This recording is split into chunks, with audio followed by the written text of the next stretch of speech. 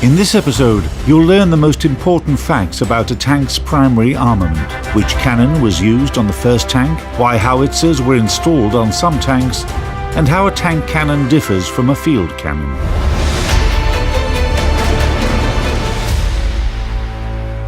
Almost all tanks have a cannon, the essential instrument with which they will complete combat missions.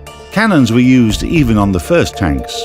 As tanks continued to develop, the cannon remained virtually mandatory for all tanks except command vehicles and certain special-purpose tanks. The first tank guns were adaptations of existing artillery pieces or naval guns. The first British mass-produced tank, the Mark I, had 57mm naval guns.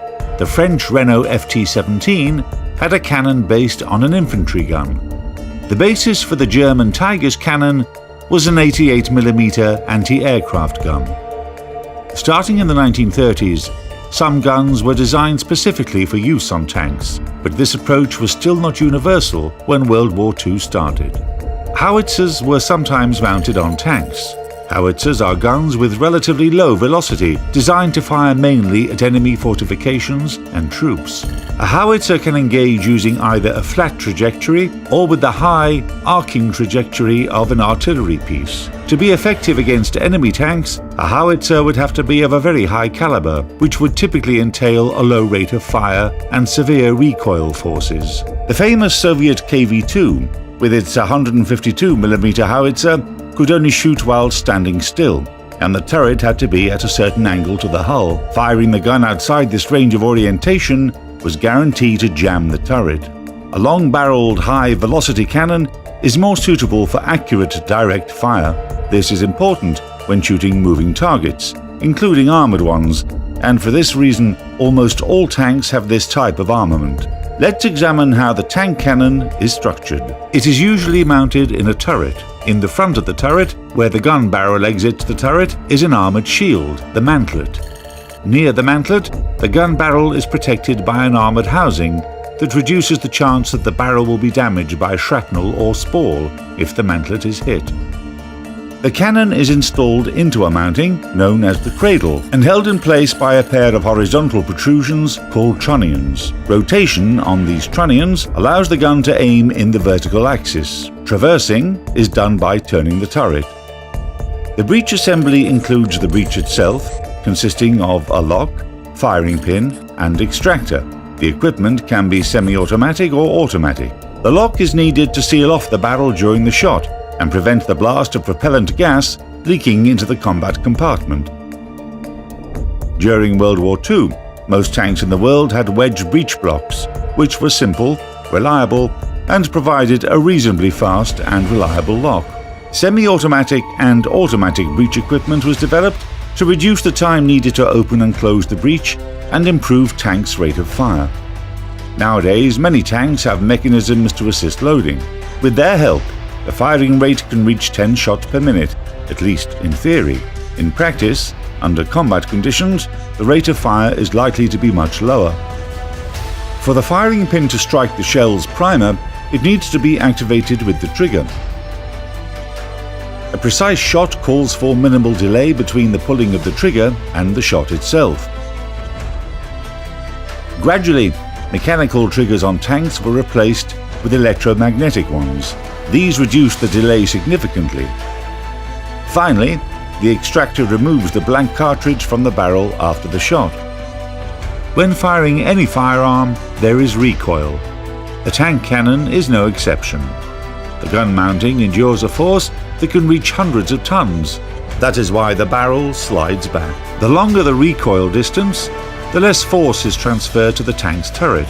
However, there isn't much room inside the turret, so a long recoil distance is not an option.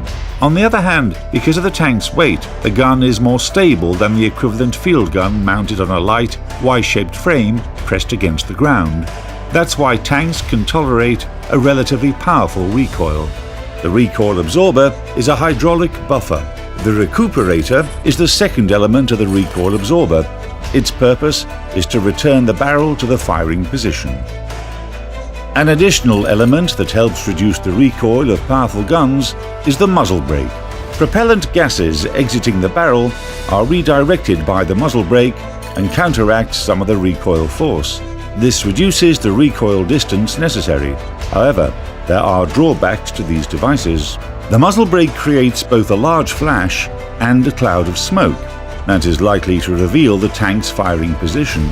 They can also mask the target, so the gunner may have trouble adjusting his aim. The barrel is a tube made of high-strength steel. The barrel walls have to be strong enough to withstand the enormous pressure exerted at the moment the shot is fired.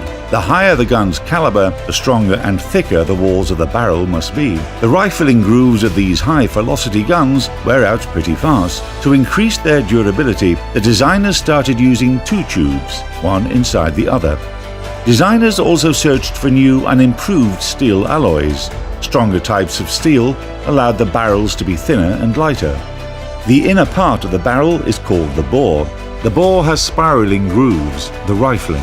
These grooves cut into the driving band of the shell as it passes through them, giving the shell its spin. Rifled guns were used on tanks up to the 1960s, after which smoothbore guns began to appear. Smoothbore guns could be mounted in larger calibers and had a higher initial shell speed.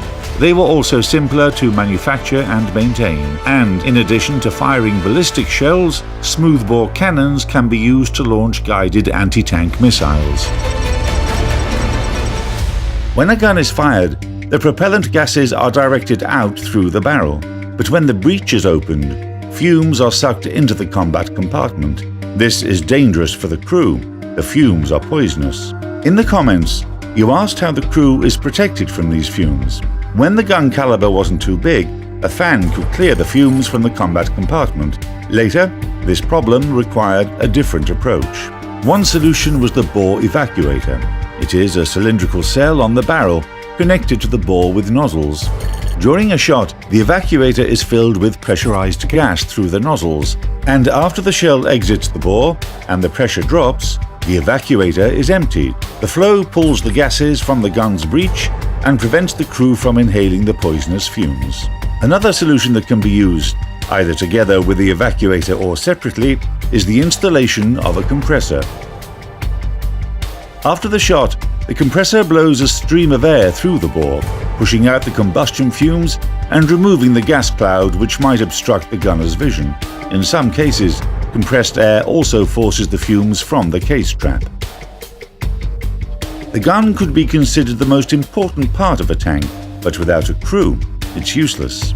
This makes them the most important part of a tank. That's why, even today, tank designers are working on more and more effective ways of protecting the most important component of the combat vehicle, the people inside.